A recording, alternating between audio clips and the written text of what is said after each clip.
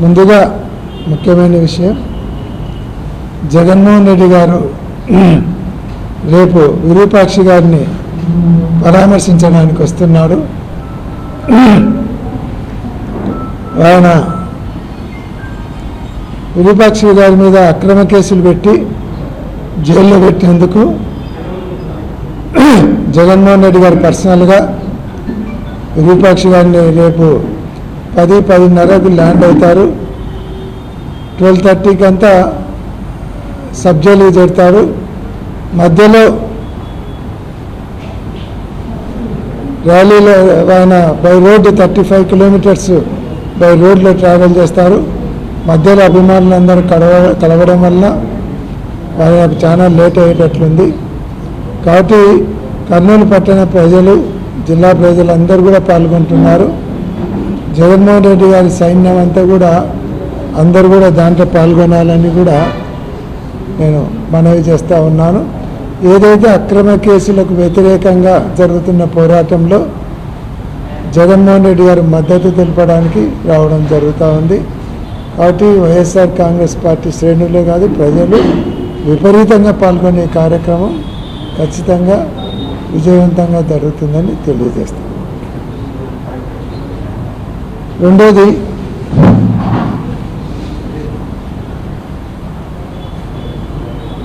నిన్న మినిస్టర్ గారు ఒక ప్రెస్ మీట్ పెట్టి ఏదైతే కర్నూలులో జరుగుతున్నటువంటి 1, 2, 3 మర్డర్లు జరిగినాయో వాటన్నిటి కూడా వైఎస్ఆర్ కాంగ్రెస్ పార్టీ కారణము అని, వైఎస్ఆర్ కాంగ్రెస్ పార్టీ నాయకులు పార్టీలు మారండి అని గొడ్డలి పార్టీ అని చెప్తా ఉన్నాడు. వైఎస్ఆర్ కాంగ్రెస్ పార్టీ అధికారంలో ఉన్నప్పుడు జరగని మర్డర్లు, దౌర్జన్యాలు తెలుగుదేశం పార్టీ అధికారంలోకి వచ్చినాక ఎందుకు జరుగుతున్నాయి?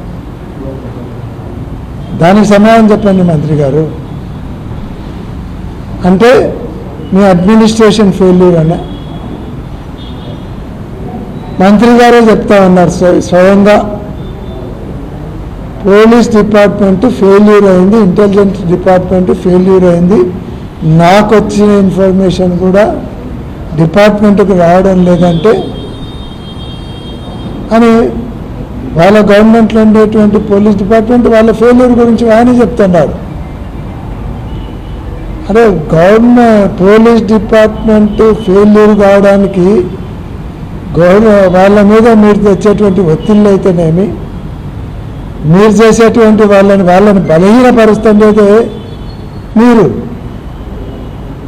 ఎందుకంటే పోలీస్ డిపార్ట్మెంట్ వాళ్ళ ఉద్యోగం వాళ్ళని చేయనీయకుండా వాని మీద సోషల్ మీడియా కేసులు పెట్టు, వీని మీద అక్రమంగా అటెంప్ట్ మర్డర్ కేసు పెట్టు, వాని మీద మర్డర్ కేసు పెట్టు, ఇట్లా చెప్పి పోలీస్ డిపార్ట్మెంట్ వాళ్ళ ఉద్యోగం వాళ్ళని చేయకుండా వ్యవస్థను నిర్వీర్యం చేసింది తెలుగుదేశం పార్టీ. మీరు మళ్ళీ శుద్ధులు చెప్తున్నారు. నిజంగా పోలీసులను వాళ్ళ పని వాళ్ళని చేయనిస్తే ఎక్కడ అరాచకాలు జరగవు. వైఎస్ఆర్ కాంగ్రెస్ పార్టీలో వాళ్ళకి ఫ్రీ హ్యాండ్ ఇచ్చినారు కాబట్టి ఫ్రీగా చేసినారు. ఈరోజు ఎవరు ఫ్రీ హ్యాండ్ ఉంది? ఎవరిని పెట్టమంటే కేసులో వాళ్ళని పెట్టాలి, ఎవరిని లేదంటే వాళ్ళని. మా 10వ వార్డు యూనిస్ షాప్ మీద దాడి జరిగితే ఆయన కంప్లైంట్ ఇస్తే తిరిగి ఆయన మీద అటెంప్ట్ మర్డర్ కేసు. పోలీసులకు కూడా మనస్సాక్షి ఉంటుంది. వాళ్ళు వదిలేసినారు, ఎవడు అన్న కొట్టుకొని చావండి. ఆ పరిస్థితి కల్పించింది మీరు. ఈరోజు ఇంతియాజ్ మర్డర్ గురించి మాట్లాడుతున్నారు. మాకు కూడా చాలా బాధగా ఉంది. ఇంతియాజ్ అకాల మరణం చెందడం అనేది మాకు కూడా చాలా బాధగా ఉంది. ఆ అబ్బాయిని మర్డర్ చేయడం అయితే ఎవరం కూడా సమర్థించే పరిస్థితి లేదు. ముఖ్యంగా మా పార్టీ హత్యా రాజకీయాలను ఎప్పుడు సమర్థించరు. ఈరోజు ఇంతియాజ్ మర్డర్ గురించి మీరు ఏదో స్టోరీస్ చెప్తా ఉన్నారు. అదే వైఎస్ఆర్ కాంగ్రెస్ పార్టీ వాళ్ళు డబ్బులు ఇచ్చి వాడిని బయటికి తీసుకెళ్ళమని తెలుగుదేశం వారిని పంపించి ప్రతి ఒక్కరికి ఆ ప్రాంతంలో ఉండేటువంటి చిన్న పిల్లలకు తెలుసు. అది కేవలం ఎన్నికల కోసం ఘర్షణ పడి అప్పటికప్పుడు జరిగిన గలాటలో జరిగిన సావని.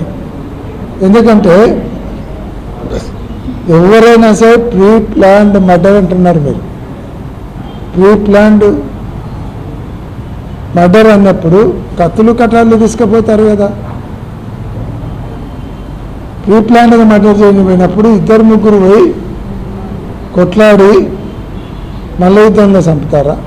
వాళ్ళు 2-3 ఉంటే ఒక కత్తిపోటు లేదు, ఏం లేదు. అప్పుడప్పుడు ఘర్షణ జరిగి రాళ్లతో కొట్టుకొని చచ్చిపోయినారు. అది కూడా అంతా మీ పార్టీ వాళ్ళే. గుర్తు చేసుకోండి. రోజు ఎఫ్ఐఆర్లో కావచ్చు, ఇంకొక చాట కావచ్చు, అంతా మీ పార్టీకి సంబంధించిన వాళ్ళే ఉంటారు. దాంట్లో ఒక ముద్దాయిని మీరే తప్పించినారు. ఈ అబ్బాయి ఎవరు? ముద్దాయి, A3 ముద్దాయి.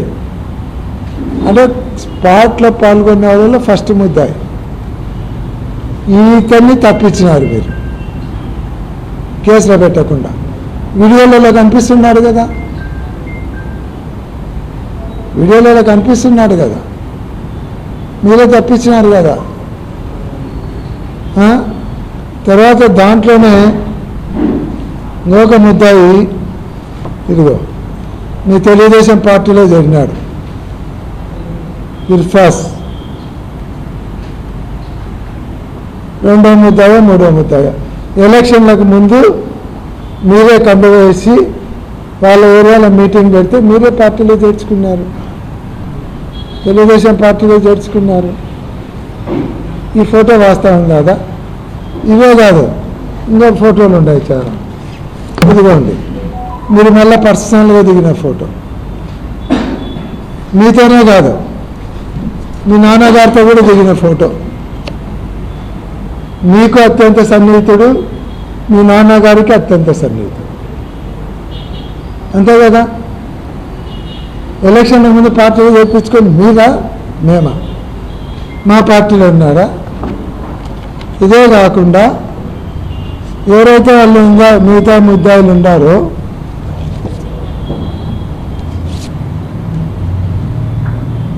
ఇదిగోండి, కత్తులు కటాలు మీరే ఇచ్చి 2 ముద్దాయిలు, ఒకరు మీరు తప్పించిన ముద్దాయి, ఒకరు కేసులో ఉండే ముద్దాయి. మీరే కాక కత్తులు కటాలతో వాళ్ళతో ఫోటోలు దిగినారు కదా. కత్తులు కటాలు మీరే ఇచ్చినారు కదా వాళ్ళ చేతికి. తర్వాత ఇంకొక విషయం చెప్పినారు, వారం ముందే రిప్పని పెట్టినారు. ఆ రిప్పని పెట్టింది అబ్దుల్ రజాక్ వైన్ ఐడీనే. ఇది మీకు జూమ్ చేసి తీసుకోవచ్చు. వైన్ ఐడీలో ఫోటో స్క్రీన్ షాట్ తీసినది. ఈ అబ్దుల్ రజాక్ ఎవరికి సన్నిహితుడు? ఇదిగోండి, ఇదే అబ్దుల్ రజాక్ మీ నాన్నగారితో దిగిన ఫోటోలు, రిప్పని పెట్టేది. ఇదే అబ్దుల్ రజాక్ మీతో దిగిన ఫోటోలు. ఎవరైతే మీరు రిప్ అని పెట్టినారో, వారం ముందే ప్లాన్డ్గా రిప్ అని చెప్పినారో, ఎవరు పెట్టినారు రిప్ అని? మీ వాళ్ళు కాదా? వీళ్ళందరూ మీ వాళ్ళు. నేనేమి మీలో కాక స్టోరీ అల్లి చెప్పడం లేదు, ఎవిడెన్స్లతో చూపిస్తాను. ఇన్ని పెట్టుకొని మీరు వైఎస్ఆర్ కాంగ్రెస్ పార్టీ నాయకులకు ఎట్లా వాళ్ళని కార్యకర్తలను పెంచాలి, ఎట్లా కార్యకర్తను చూసుకోవాలి, వాళ్ళకి ఎటువంటి హితబోధ చేయాలని మీరు చెప్తారు. మొన్న ఏం చెప్పినారు మీరు? మేమేమి గాయాలు దొరుకోలేదు, ఎవరైనా మాట్లాడితే మా నాన్న దగ్గర నాలుకలు కోసేటోళ్ళు ఉన్నారు, నా దగ్గర అంతకంటే ఎక్స్ట్రీమ్ ఉండారు అని చెప్పినారు. పబ్లిక్ మీటింగ్లో చెప్పినారు, స్పీచ్లో. అంటే నాలుకలు కోసేటోళ్ళ కంటే ఎక్స్ట్రీమ్ అంటే పీకలు కోసేటోళ్ళు ఉన్నారనే, అంతే కదా అర్థం. నాలుకలు కోసేటోళ్ళు మా నాన్న దగ్గర అంటే నా దగ్గర పీకలు కోసేటోళ్ళు ఉన్నారని చెప్తున్నారా మీరు? పైగా గాజులు వేసుకోలేదంటే చేతగాని వల్లని. అంటే గాజులు వేసుకునే వాళ్ళందరూ చేతగాని వల్ల, అంటే మహిళలందరూ చేతగాని వల్ల. మంత్రి గారు ఉక్కు మహిళను తెచ్చుకున్న, పేరు తెచ్చుకున్న భారత మాజీ ప్రధాని ఇందిరాగాంధీ గారి మహిళ. మీ కూటమి ప్రభుత్వంలో ఫైనాన్స్ మినిస్టర్ ఒక మహిళ, మీ గవర్నమెంట్లో హోమ్ మినిస్టర్ మహిళా హోమ్ మినిస్టర్. ఆమె కూడా గాజులు వేసుకుంటుంటే అది ఆమెను కూడా చేతగాని వామి కిందని మీరు లెక్క కడుతున్నారా? ఏం మాట్లాడుతున్నారు? అదేదో ప్రీ ప్లాన్డ్ మర్డరు, అది ముందే చెప్పినారు అని. దాంట్లో ఇమ్రాన్, సిరాజు, జవాదు మీతోనే ఫోటోలు ఉన్నారు. వీళ్ళిద్దరు ముద్దాయిలు. ఒకరు మీరు తప్పించిన ముద్దాయి ఒకరు, సిరాజ్ ఒకరు, ఇంకొక ముద్దాయి ఇఫాజ్ మీతోనే ఫోటోలలో ఉన్నారు. ఇంకా మిగతా వాళ్ళని కాన్స్పిరసీ కింద పెట్టినారు. వస్తాదు కానీ ఇమ్రాన్ కానీ వాళ్ళు ఉండి కత్తులతో పొడిచినారు, మర్డర్ చేసినారని చెప్పడంలా మీరు మీ కంప్లైంట్ కాపీలో. వాళ్ళు కుట్ర పన్నినారు అని, కుట్ర పన్నినారని ఏ రకంగా చెప్తారు? ఆయన మీద అంద్రిలో ఏవో కొట్టాలు వేసుకున్న చిన్న పిల్లర్స్ వేస్తే కంప్లైంట్ ఇచ్చింది ఇంతియాజ్, కంప్లైంట్ ఇవ్వలేదు. ఎంఆర్ఓ గారు కంప్లైంట్ ఇస్తే కేసు రిజిస్టర్ చేసినారు. దాంట్లో ఇతనే ఇల్లు కట్టుకోలేదు, ఈయన కట్టించినట్టు ఎక్కడ మీ దగ్గర ప్రూఫ్స్ లేవు. అయినా అంద్రిలో బిల్డింగులు కడితే ఆఫీసర్లను పిలిచి తీసేయమని ఆర్డర్ ఇవ్వాల్సిన మంత్రి గారు మీరు తీసేచ్చారా లేదా? మీరు వాళ్ళు 5 కడితే తీసేయకుంటే నేను 50 కట్టిస్తానంటే ఒక మంత్రి గారు మాట్లాడాల్సిన మాటలాగా. అంటే ఆఫీసర్లు ఏం చేయాలి? మీరు 50 వేసుకుంటే చూచండి అని చెప్తారు. అందరినీ లోపలికి తవ్వి హోటల్ పెట్టినారు.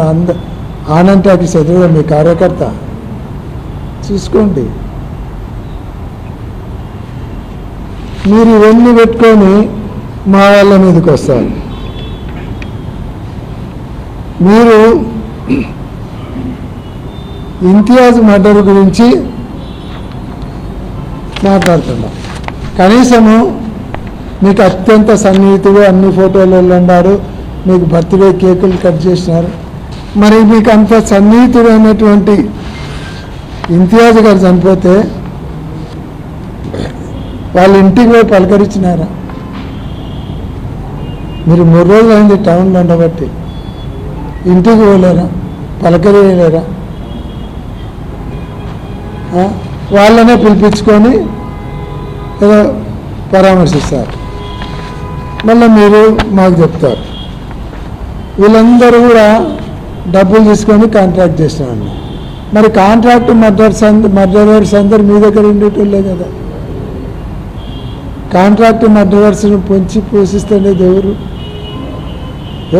నేను క్వశ్చన్ వేస్తాడా, ఆన్సర్ ప్రజలు అర్థం చేసుకుంటారు. మీకు ఆన్సర్ తెలిస్తే మీరు చెప్పండి.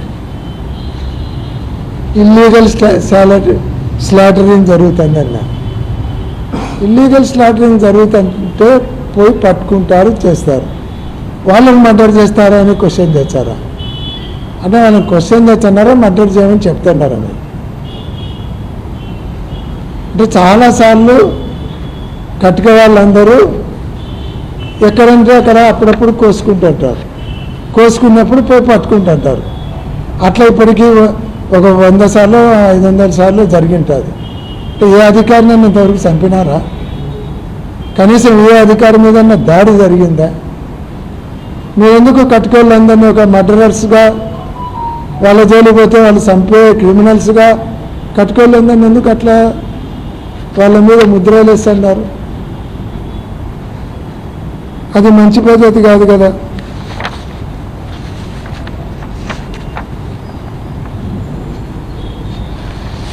మా సిస్టమ్ గురించి మాట్లాడుతున్నారు. వైఎస్ఆర్ కాంగ్రెస్ పార్టీకి ఒక సిస్టమ్ ఉంది. ఎప్పుడు కూడా చెప్పిన పాట నిలబెట్టుకునే సిస్టమ్, కార్యకర్తలను కంట్రోల్ పెట్టుకునే సిస్టమ్ ఉంది. అంతేగాని అక్రమ కేసులు పెట్టడము, దాడులు చేయడము ఈ సిస్టమ్ లేదు. ఏదైతే జగన్మోహన్ రెడ్డి గారు ఇచ్చిన ప్రతి హామీ నిలబెట్టుకున్నాడు, అది మా నాయకుడు. మీది వెన్నుపోటు పార్టీ అని మేమేదో ఎన్టీ రామారావుని వెన్నుపోటు పొడిచినారని మాత్రమే వెన్నుపోటు పార్టీ అనడం లేదు. మహిళలను 10,000 ఇస్తానని వెన్నుపోటు పొడిచినారు, నిరుద్యోగులను 3,000 ఇస్తానని వెన్నుపోటు పొడిచినారు, మొత్తము రైతులను వెన్నుపోటు పొడిచినారు, గ్యాస్ 3 సిలిండర్లు ఇస్తాం ఒకటిచ్చి వెన్నుపోటు, ఇన్ని రకాలుగా మీరు వెన్నుపోటు పొడిచినారు కాబట్టి మీది వెన్నుపోటు పార్టీ. గొడ్డల పార్టీ అన్నికి ఎక్కడ మా వాళ్ళు గొడ్డలు తీసుకొని నరికినారు చెప్పండి? అనవసరంగా మాట్లాడుతున్నారు. మళ్ళీ మాకు సలహాలు ఇస్తున్నారు క్యాడర్కి ఎట్లా ఉండాలని. మీ క్యాడర్ని చూసుకోండి, ఎంత విచ్చలవిడిగా చేస్తున్నారు. నిన్న ఆలూరు సంఘటనలోనే విరూపాక్ష గారి మీద ఓ మహిళను బట్టలు చించాలని పెడతారు, టీవీలో వచ్చింది. ఆమె మొగుడు ఆమె బట్టలు చించి విరూపాక్ష మీద కేసు పెట్టారు. అది మీ సంస్కారం, మీ పార్టీ కార్యకర్తలు, మీ నాయకుల సంస్కారం. సొంత భార్యలను కూడా కేసులు పెట్టడానికి వివస్త్రం చేసే సంస్కారం మీది, మాది కాదు. ఏదన్నంటే న్యాయ పోరాటం చేస్తాం. ఎవరు ఏ పార్టీలో ఉండి ఎవరు ఏ పార్టీలో పోవాల్సినది మీరు సలహాలు ఇవ్వాల్సిన అవసరం లేదు. మీ కూటమి పార్టీ నుంచి వచ్చి మా పార్టీలో చేరుతున్నారు, మీరు అధికారంలో ఉన్నారు. అధికారంలో ఉండి కూడా అధికారంలో లేని పార్టీలోకి వస్తున్నారంటే మీ పార్టీ క్రెడిబిలిటీ ఎక్కడికి ఉందో అర్థం చేసుకోండి. మీరా మాకు సలహాలు ఇచ్చేది తెలుగుదేశం పార్టీ వాళ్ళు. ఈరోజు అంతర్గత పోరాటాలతో కొట్లాడుకుంటున్నారు. మీరు ఒకసారి ఏదైనా సరే మంత్రి గారు వాస్తవాలు తెలుసుకోండి. నేను ఫోటోలతో సహా చూపించినాను. ముద్దాయిలందరూ మీ పక్కన ఫోటోలు దిగిన ఫోటోలో చూపించాను. అది అంతకుముందు మాతో ఉండొచ్చు, కానీ ఎలక్షన్లప్పుడు మీ పార్టీలో చేరి మీ పక్కనే ఉండారా లేదా చూసుకోండి. మళ్ళీ ఉన్న పక్క వినడం మాకు తెలియదు. కాబట్టి ఏదైనా సరే ఆ మర్డర్ ఎందుకు జరిగింది ఆ వాస్తవాలు బయటికి తీసుకోండి. వస్తాదును ఇమ్రాన్ను దాంట్లో అనవసరంగా ఇరికించినారు. ఆ ప్రాంతంలో మైనార్టీస్లో మాకు మెయిన్ లీడర్లు అన్నారు కాబట్టి వాళ్ళని కేసులో ఇరికేయాలని ఇరికించినారు. అంతకుముందు ఒక అటెంప్ట్ మర్డర్ పెట్టినారు వస్తాదు మీద. అది పోలీస్ స్టేషన్ ముందనే గలాట జరిగింది. ఆ ఇంతియాజ్ అనే అబ్బాయి ఇంకా ఇద్దరు కలిసి కొట్టుకుంటే సీసీ కెమెరాలలో కూడా ఉంది. కానీ ఆ కేసులో వస్తాదు ఆ సీసీ కెమెరాలలో లేకుండా ఆ కేసులో వస్తాదుని పెట్టినారు. ఇట్లా ఇల్లీగల్గా కేసులు పెట్టుకుంటూ పోయి వైఎస్ఆర్ కాంగ్రెస్ పార్టీ నాయకులను బెదిరించాలనో భయప్రాంతం చేయాలనో చూస్తే భయపడే పరిస్థితి లేదని గుర్తుపెట్టుకో. నేను ఇంకొక విషయం చెప్పినారు, మంత్రి గారి హోటల్ ముందర పోకూడదని. అంటే నాకు అర్థం కాదు. RNB road sir, RNB road sir, RNB రోడ్లో పోకూడదంటే ఎట్లా? అంతకుముందు 3 సార్లు పోయినాం, అదే రూట్లో ధర్నా ర్యాలీ చేసినాం. ఎక్కడ మీ హోటల్ దగ్గర మిమ్మల్ని ఎవరిని ప్రొవోకేట్ చేయలేదు. నిన్న కూడా పోలీసులు అడ్డుకుంటే అక్కడ కూర్చున్నారు. నిన్న కూడా ఎవరిని అబ్జెక్షన్ చేయలేదు. ఏ రూట్లో పోవాలి ఏ రూట్లో పోకూడదని మీ డైరెక్షన్ ఏంది? మీరేమైనా రోడ్డుని కొన్నారా? లేదు, కొనండి. ఆ రోడ్ అంతా కొనేసి కొనేసి ఆ పక్క ఈ పక్క గోడ కట్టి ఏం రానియకండి, మేము రాం. మీ రోడ్లో పోతేనే మిమ్మల్ని ప్రొవోకేట్ చేసేటట్లయితే మీ కాంప్లెక్స్లో ఉన్న కళ్యాణ మండపానికి పెళ్ళికి చాలాసార్లు వచ్చిన public property sir RNB road. మేమందరం ట్యాక్సీలు కడితే ఆర్ఎన్బి రోడ్డు వేస్తున్నారు. ఆ రోడ్లో తిరిగాకమని చెప్తే ఎట్లా మీరు? అది ఎవరి జాగీరు కాదు, గవర్నమెంట్ జాగీర్. కాబట్టి కర్నూలులో ఎవరు ఏ రోడ్లైనా ఏ కార్యక్రమాలైనా చేసుకునేదానికి అవకాశం ఉంది. ఎక్కడైనా తప్పులు జరిగితే కేసులు పెట్టండి, మీరు ఏదన్నంటే పోలీసే యాక్షన్ తీసుకోండి, మేమేం కాదండం లేదు. నేను అనవసరంగా ఆ రోడ్లో పోయినందుకు కేసులు పెట్టినారు. పెట్టుకోండి, ఎన్ని రోజులు పెడతారు? ఇంకా 2 సంవత్సరాలైనా ఎన్ని కేసులు పెడతారు? 50 పెడతారా?